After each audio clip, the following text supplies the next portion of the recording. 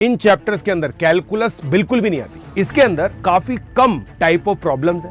तो अगर कोई इन 3 चैप्टर्स को भी अच्छे से कर लेना हो, अच्छे से मतलब पूरी मेहनत लगा करके, 5 सालों में 33% तक पेपर आया हुआ है। इनफैक्ट हाय गाइस, कैसे हो आप लोग। सो दोस्तों, एक बहुत अमेजिंग वीडियो हमारे सीनियर्स ने किया है ना, और बहुत अमेजिंग मैथ के एजुकेटर है वो, और उन्होंने ये वीडियो किया। मैंने सोचा आप लोगों को भी ये वीडियो के बारे में पता चलना चाहिए, और इसमें मेरा भी मैंने कुछ इनपुट डाला है। तो मैं आप लोगों को बता देता हूं दोस्तों कि ऐसे कौन से 3 स्टैंड अलोन हीरो चैप्टर्स हैं जेईई एडवांस के अंदर जिससे पिछले 5 सालों में 33% तक पेपर आया हुआ है। इनफैक्ट 25% से 33% तक का जो वेटेज है वो इसमें आया हुआ है, राइट।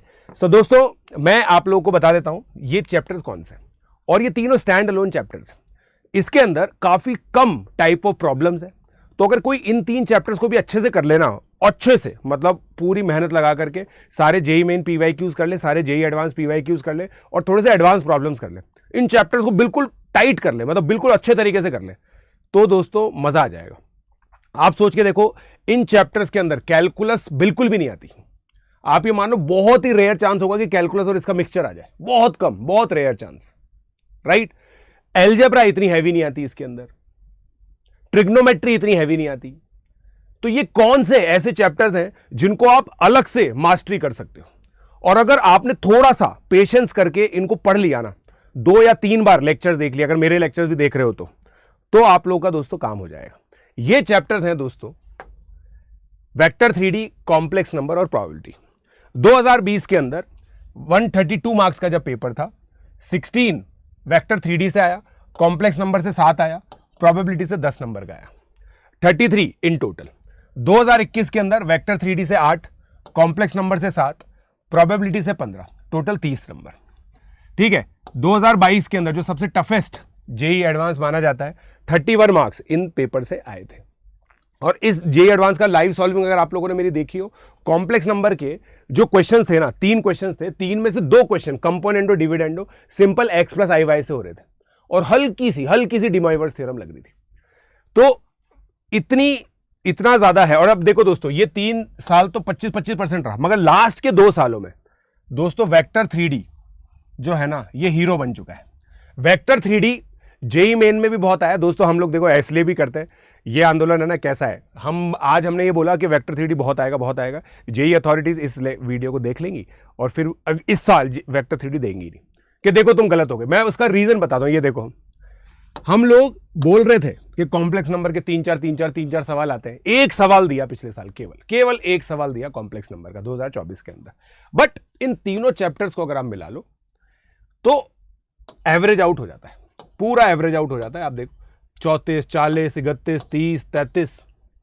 जो बच्चे खासकर मैथमेटिक्स को केवल कट ऑफ क्लियर करने का जरिया मानते हैं, फिजिक्स और केमिस्ट्री में स्कोर करना जानते हैं, जो बच्चे 120 में से 80 नंबर फिजिक्स में ला सकते हैं, 80 नंबर केमिस्ट्री में ला सकते हैं, 160 ही हो गया, और मैथमेटिक्स में 20-25 नंबर की उम्मीद रखते हैं ताकि 180, 190 नंबर आ जाए, उन लोगों के लिए दोस्तों ये वरदान है तीनों चैप्टर्स।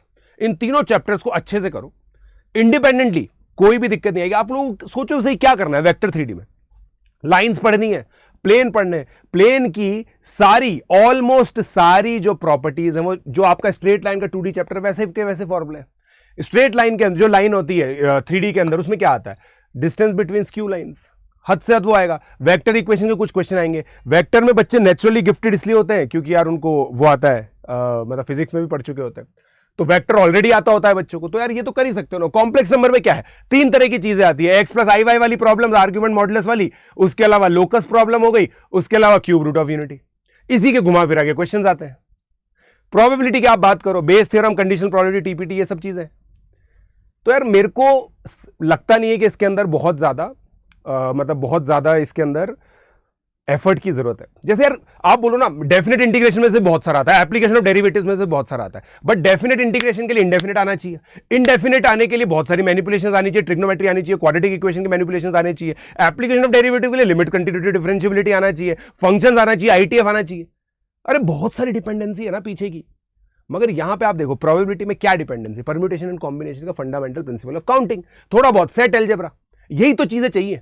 तो अगर आप ध्यान से इन चैप्टर्स को पढ़ो तो हो सकता है, मगर वही वाली बात है यार, सर कुछ शॉर्टकट बता दो। कोई शॉर्टकट नहीं है दोस्तों इसका। जो जिन सर ने ये वीडियो बनाया ना, उन सर ने क्लियरली, बहुत अच्छा लगा मुझे ये देख करके, उन्होंने लिखा कि कौन कौन ऐसे बच्चे हैं जिनसे ये नहीं हो पाएगा। जो नोट्स नहीं बनाते, सबसे पहले उन्होंने क्लियर लिखा, जो भाई लेक्चर पढ़ के नोट्स नहीं बनाते ना, उन बच्चों से नहीं हो पाएगा ये। जो PYQ सॉल्व करने में नहीं समझते, उनसे भी नहीं हो पाएगा। ठीक है, जो टीचर्स की बात नहीं मानते, उनसे भी नहीं हो पाएगा, नहीं हो पाएगा। बच्चों में क्या ना, दिमाग ज्यादा है आजकल, है ना, दिमाग ज्यादा है, प्लानिंग ज्यादा है, प्लान करते हैं कैसे करेंगे। जमीन पे उतर के काम करने वाली प्रक्रिया नहीं है बच्चों में। प्लानिंग बताओ सर, कोई बहुत ऐसी प्लानिंग बताओ सर जिससे 3 दिन में 1 करोड़ रुपए कमा ले। इस तरह का हिसाब किताब है आजकल के बच्चों का।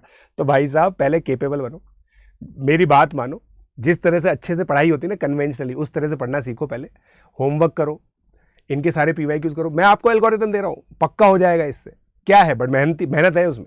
आपको नोट्स बनाने पड़ेंगे, शॉर्ट नोट्स बनाने पड़ेंगे, एक एक फॉर्मूला समझना पड़ेगा। स्क्यू लाइंस के बीच में, जैसे स्क्यू लाइंस के बीच का डिस्टेंस होता है, ये होता है, राइट। अगर आपको याद नहीं आया ना, तो फिर कोई मतलब नहीं है, इसका मतलब ढंग से नहीं पढ़ रहे हो आप।